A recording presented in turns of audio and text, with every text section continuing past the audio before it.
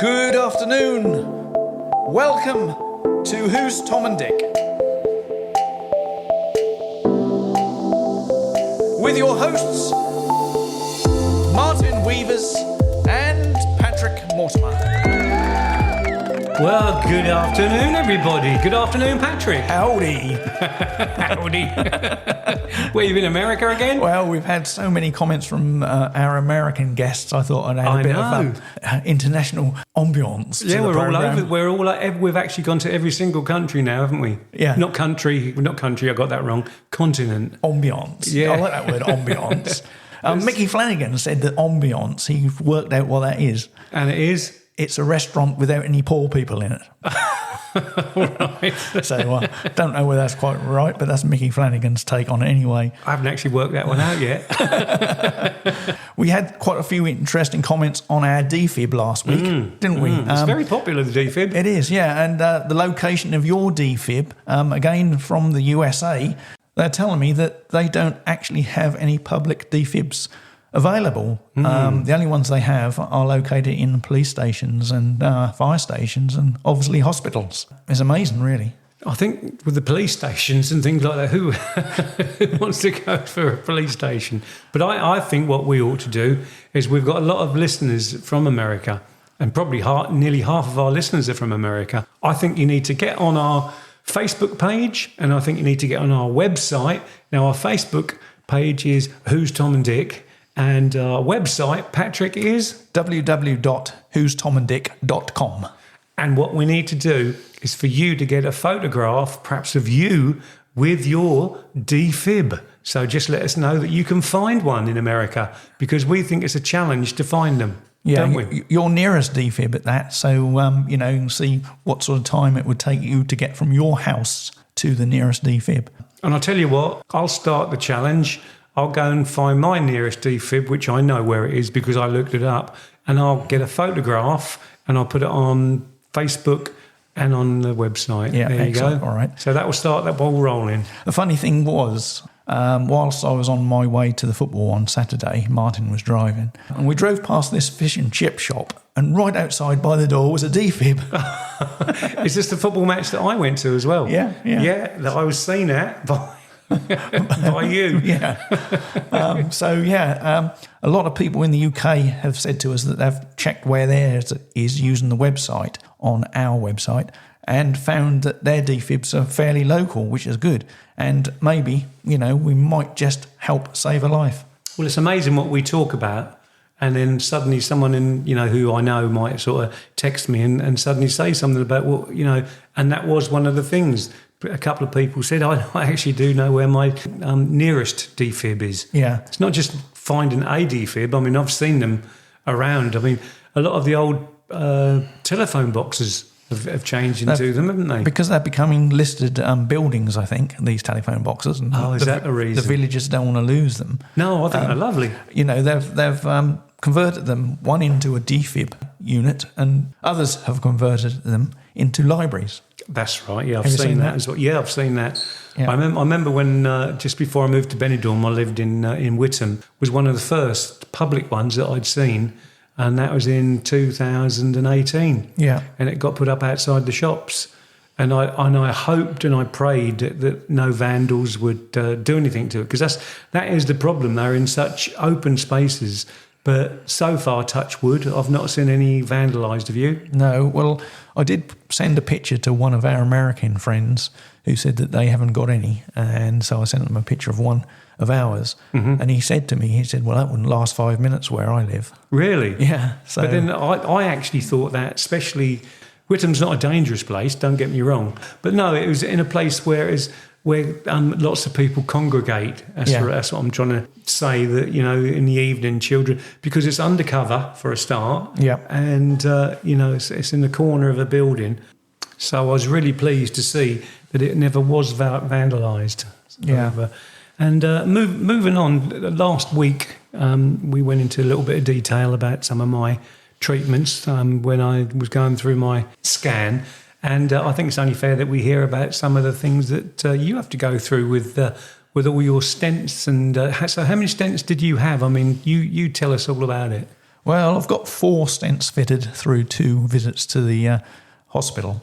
Let me take you back to the last episode. I was in the garden one Thursday afternoon with my grandchildren, and we were shifting some logs around. And suddenly I felt a twinge in my chest and down my arm. And Wendy ran me straight over to A&E because I hadn't experienced this sort of thing since the last time I had a heart attack. My brother was there, which was lucky, so he looked after the children.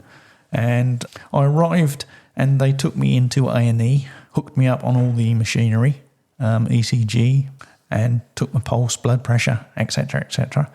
And I lay there for a little while. I was low on oxygen, so they put an oxygen mask on me and brought that up to normal levels. And then said, right, we're going to run you over to Papworth, which is in Cambridge, which is a heart specialist hospital. And I was quickly moved into an ambulance and taken over to Cambridge.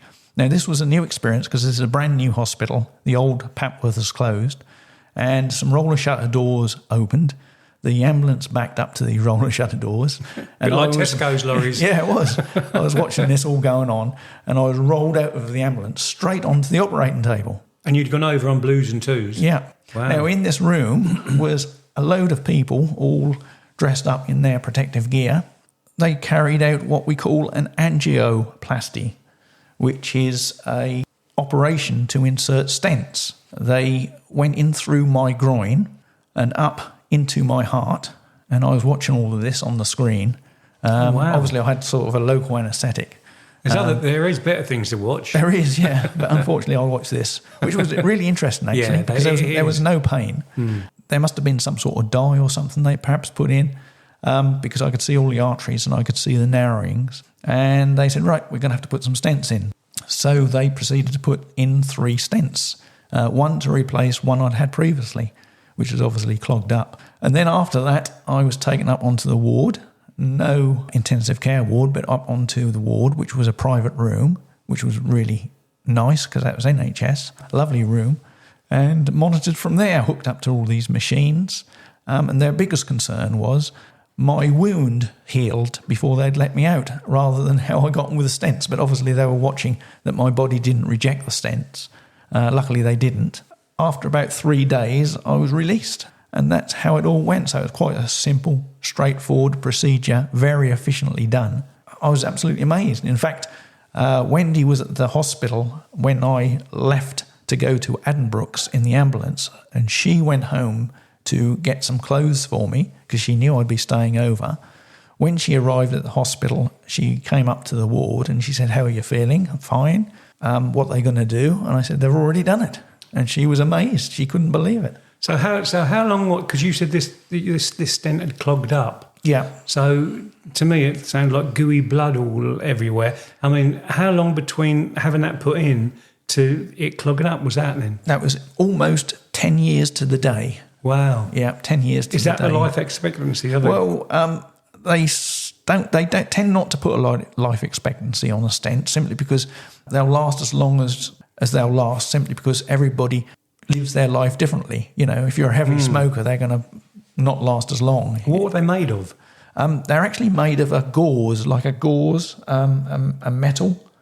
Some of them are made of silicon. What happens is they put them like on this tube and they feed them up through the groin and into the blocked artery, an amazing amount of arteries in your body, but they feed it to the blockage. And then what they do is they blow up like a little balloon at the end. Oh, right. And then they pull that wire back through the stent, and that opens the stent up. And that then restores the blood flow to the heart muscle. Wow. So I've heard of an angiogram. What is that? What actually is an angiogram? That's actually an X-ray, for a type of X-ray for looking at the blood vessels. Oh, okay. Yeah. And an angioplasty. Is that where they put the dye in? That's where they put the dye in, yeah. Oh, right, okay. Yeah. So then went straight back up on the ward, as I said, and then on the Saturday, I was released home. Wow. Yeah. It just seemed all so quick for such a big thing, that the heart is the most important part of the body that keeps us alive, and the brain. And you've been in there just for a few days, and then you just carried on normally afterwards, or rest? You have to come home and take things easy. the biggest problem is that the stent could be rejected by the body. Oh, right. So you just have to take things easy, be monitored, report back to the cardiologist if there's any issues. Mm-hmm. You're sent on to rehabilitation session up at the local health centre, which I went, which involved exercises, a little bit of mental health and one thing and another, and then getting back to normal, really. So how often do you have to communicate with your team that looks after you? I mean, I've got a team of nurses and doctors and that, and if I get sickness or diarrhoea or my temperature is too high, too low, I've got a hotline number to call. Have you got the same kind of thing? Not really. My first point of call is the doctor. He'll refer me to the cardiologist if he thinks that's necessary. Obviously, if there's an emergency, then straight 999. As a heart patient, we carry around with us a spray. Now, don't hold me to this, but it's called glycerol trinitrate. It's easy for you to say. Oh, God. And you practice that as well. Yeah. Tell them again what it is. Glycerol trinitrate. There you go, see? Does that sound better? I still don't know whether that's actually pronounced right, but that's what we carry around with us 24/7. So if we find ourselves in a position where we think we're having a heart attack or we're getting pains in the chest, we put one spray under our tongue, wait 5 minutes. If it hasn't helped, we put another spray under our tongue, wait 5 minutes. And if that hasn't helped, then it's straight on to 999. Wendy was sort of told that if I have this happen again, she shouldn't really run me into A&E. She should call 999 straight away because the paramedics can start acting on me straight away, whereas, a 20-minute drive to the hospital could be deteriorating. But then again, it's very frustrating sitting there waiting for an ambulance to arrive. I hold you right on that, and I've been told that by other people as well about other things because they got driven in and they were told exactly the same. Yeah. So, but I mean, sometimes it is because you think it's an age, but like you say, that 20 minutes, they've got everything on board to save your life. Yeah. Whereas Wendy hasn't, she's just got she can do the CRP, and that's all she can do. I think it's just a sort of frustrating wait, 20 minutes waiting for an ambulance to arrive or 10 minutes waiting for an ambulance to arrive. It must go very, very slow because all you can do is provide some sort of medical treatment, the basics. But you get a 20-minute wait, right, or a 20-minute journey for Wendy. Yeah. Well, you've waited 20 minutes both times. So you might as well wait here for the experts who have everything on board that can save your life. Yeah, that's right. But in a cardiac arrest situation, then the patient is unconscious. That's a definite 999 call, and the severity of the situation must be described to the person on the other end of the phone so they know that they're dealing with a cardiac arrest. Some of these calls are intercepted by the air ambulance, which brings us on to today's special feature that we're going to talk about, one of your topics, Martin. Mm-hmm. The air ambulance. Yes, it's been a big thing in my life.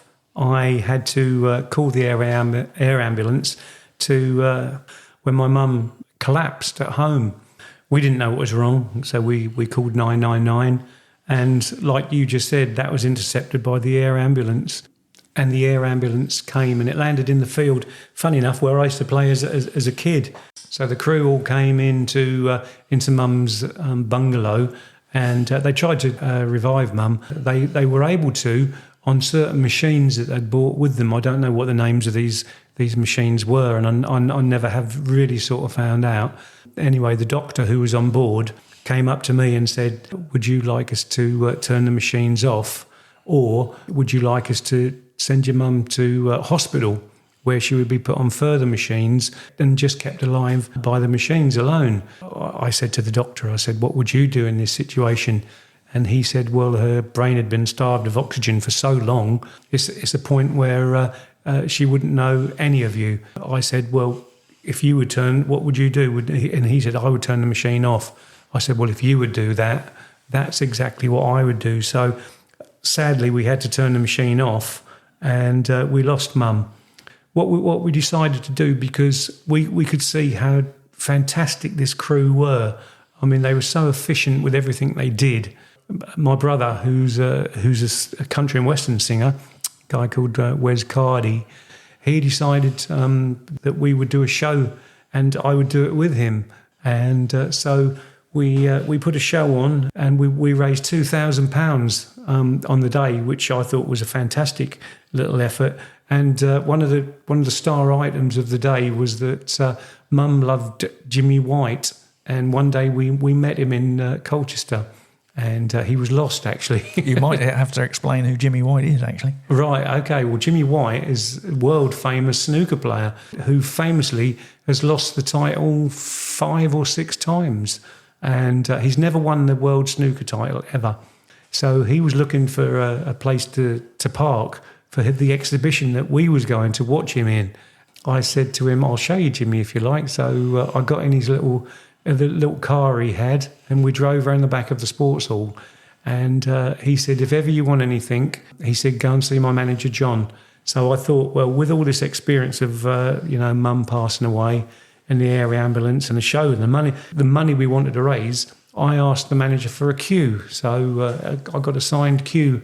And when I picked it up, there were several other top stars there as well. Cliff Thorburn and the guy with the big glasses. Who was he? Dennis Taylor. Yeah, he was there as well. And they all signed it for me, and I auctioned it, and that was all part of the money of the £2,000 that we raised for the air ambulance. Excellent. So you can see how that's been a part of my life.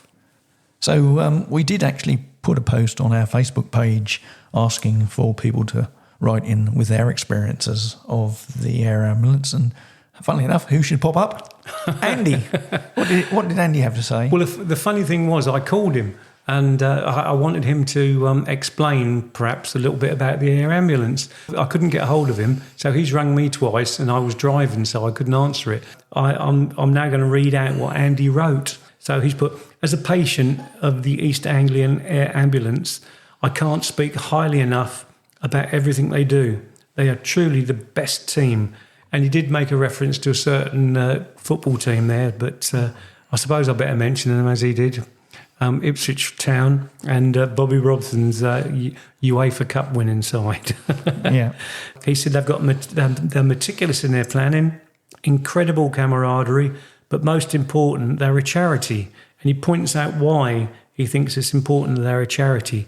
It's because he says charity, in my view, is a key to their success as partners with the NHS rather than being managed by the NHS. And so this means they don't get caught up in red tape and can get all the equipment to the front line very, very quickly. Pilots, paramedics, helicopters, ground staff, fast response cars and doctors are often not mentioned as well. So he wants to point out the aftercare team, who are really, really important. Yeah. And the aftercare team, he says, helps so much in helping patients' understanding of what has happened. And Andy said that after all, he just wants to find out more of what they did for him on that day. Yeah. So that's why he actually went to them, and he mentioned about meeting up with the paramedic. And Phil has also got on the same page, and he agrees with Andy. He visited the air ambulance team after the cardiac arrest that he had, and he said he feels so powerful now that he's filled in all the gaps. Right. Because obviously you don't know what's happening to you, do you? Well, you're unconscious, aren't you? So that's right. So it's really, really good that I think they are good with aftercare. Yeah. Because they let people go and visit them, and obviously some people can go there and they really have saved their lives. Some people just might be injured. Yeah. But some people it's life-saving, and they've been there on the spot for the people to do it, Yeah. Yes, a very important charity to support. They do get a lot of support, but they need more. It's very expensive to keep those helicopters flying. Definitely. I mean, we could say so many charities on here, couldn't we, with cancer and heart and an air ambulance. Every charity needs a little bit. Yeah, especially in these hard times. Yes. Anyway, we've got some information from a air ambulance pilot, haven't we? Yeah, I thought it might be nice to find out from the actual pilot themselves, how they trained and blah, blah, blah and all that. So I got some questions together, and Patrick, for those of you who don't know, is a pilot himself, and he was able to find out through a friend of his who's American, And I'll let Patrick explain because he obviously knows the guy. Joshua Allison is a pilot for the American Air Ambulance team. Okay, Martin, so let me ask you the questions and you fire back the answers, if you would. Okay. The first question you've come up with here is, what is the pilot's role once landed? Josh says that the pilot's role, once they've landed, is to control the flight of the aircraft, and they typically don't even shut down or get out of the aircraft. At very busy hospitals, will drop the patient and the crew and take back off to allow the next hello to land. Hello being a helicopter, of course. As pilots talk. Yeah, and his focus is a safe, smooth transport. Okay. Question 2. What's the most unusual place you've landed? Most unusual, I'm laughing here as if I'm actually answering the questions myself, but most unusual, I guess, is on a sandbar beside a river.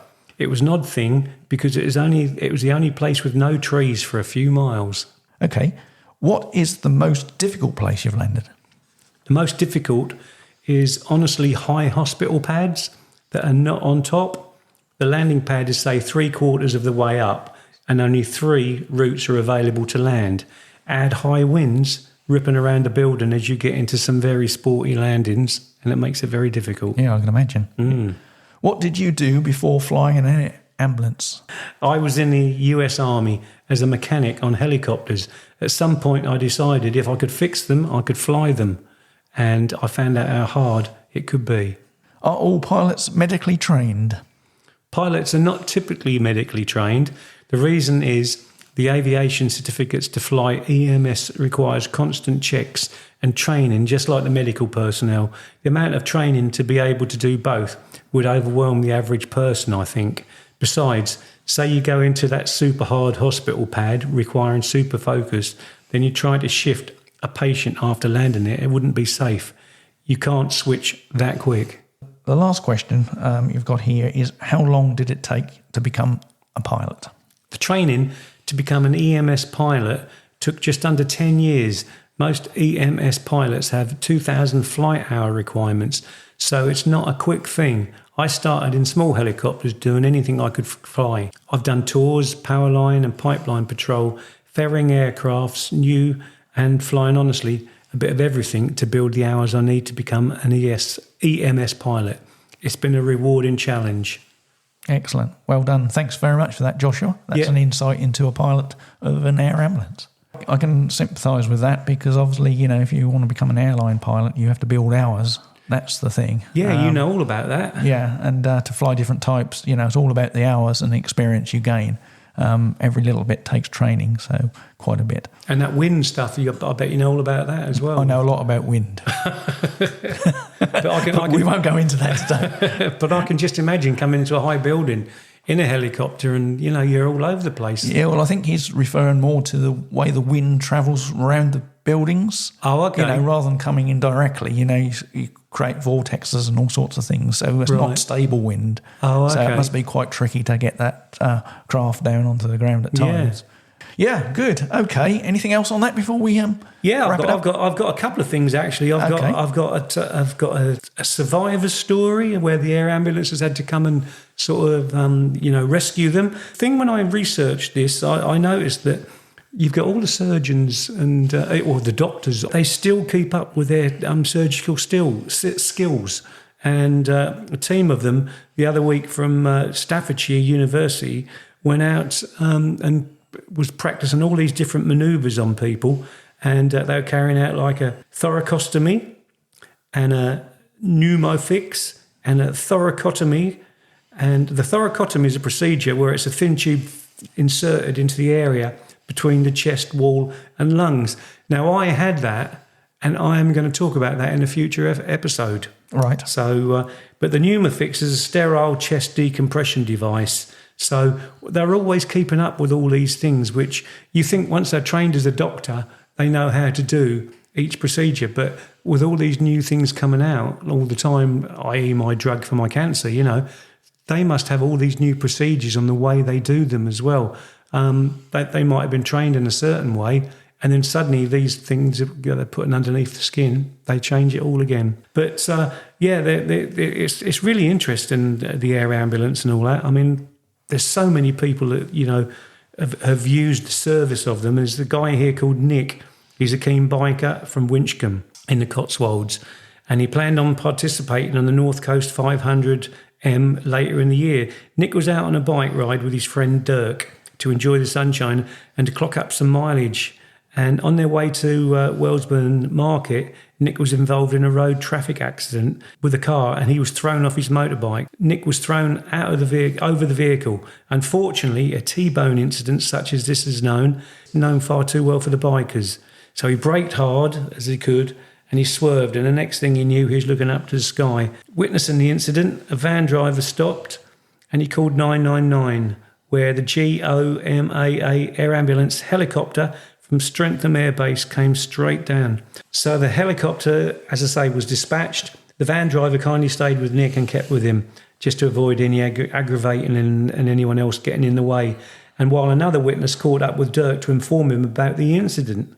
So one critical care paramedic, Mike Andrews, and Will Meadows rapidly arrived on the scene and began assessing Nick and his injuries straight away. After safely removing his helmet, Mick and Will continued to assess the potential injuries and gave Nick advanced pain relief. So Nick was lucky on that occasion. That's all he needed. Yeah. But it just shows you, and he was so thankful for that air ambulance being so close and so near to him on that occasion. Yeah. So they attend a lot of road traffic accidents as well, don't they? Oh, God, yeah. Yeah. It's marvellous what they do. We could go on all day about the air ambulance. We could, because I've got other things here, but perhaps we can do a part 2 another day. Yeah. Yes, very interesting subject. I hope if you've got any tips on the air ambulance, please feed them through to us. That'd be great. Well, you know what it's time for now? Oh, is it the big bit that everybody's been waiting for? It's time for Martin's Joke of the Week. Whoa, I've got a jingle. Do you know what, Pat? I've had the worst day ever. I paid a joiner to build me a double bed, and he's done a bunk. All right, okay. Well, I'm sorry, ladies and gentlemen, that you had to put up with that, but there you go. Actually, I want to get a book out for Christmas. Yeah, you could do. Are they going to get any better as the podcast goes on, do you think? You never know. You've got some crackers lined up? Actually, if people want to send me in a joke, then they feel free to on the Facebook or on the website. Well, we've come to another close, Martin. Oh, what a sad occasion. They come round so quickly. I know. So make sure you get your jokes prepared for next week. Yeah, who, me or the viewers? You. And if you've got any jokes you'd like us to include, by all means, post them up on our website. Oh, definitely. Have a good weekend, everybody. Yes. And we'll see you next week. See you next week. Same place. Have a good week. Bye. Same time. Bye. Bye.